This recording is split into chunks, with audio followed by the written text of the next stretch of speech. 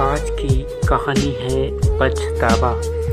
एक बहुत ही मेहनती और ईमानदार लड़का था जो कि बहुत ज़्यादा गरीब था।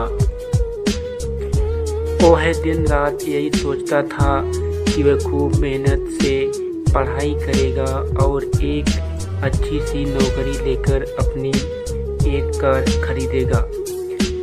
वह जब भी रास्ते में कोई कार देखता तो वह सपनों में खो जाता और सोचने लगता कि मुझको अपनी कार नसीब होगी।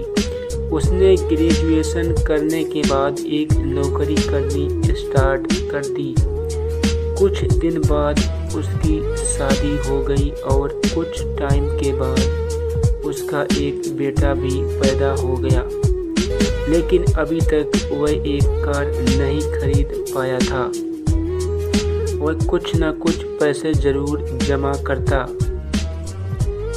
और एक दिन जब उसको लगा कि वह अपनी कार खरीद लेगा तो उसने अपने सारे पैसे से एक कार को ले लिया। एक दिन वह अपने कार को खूब रगड़ रगड़ के धो रहा था, तभी उसका बेटा आया और उसने उस पर कुछ पत्थर से लिख दिया। उसने जैसे ही देखा कि वह कुछ लिख रहा था, वह उसको पीटने लगा और उसको ले जाकर कमरे में छोड़ दिया। वापस आकर फिर से वह अपने कार को धोना शुरू कर दिया। फिर वह उस जगह पहुंच गया जहां उसका बेटा कुछ लिख रहा था। फिर उसने देखा कि उसका बेटा पत्थर से क्या लिखा था। उसके बेटे ने पत्थर से लिखा था, आई लव यू पापा। यह देखकर वह रोने लगा और बहुत ही ज़्यादा पछतावा करने लगा।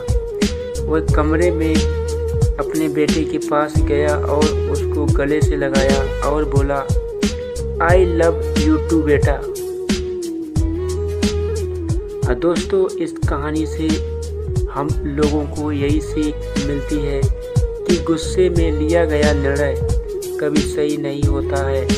इसलिए हम ऐसा कुछ काम ना करें कि जिसका पछतावा हमको बाद में हो।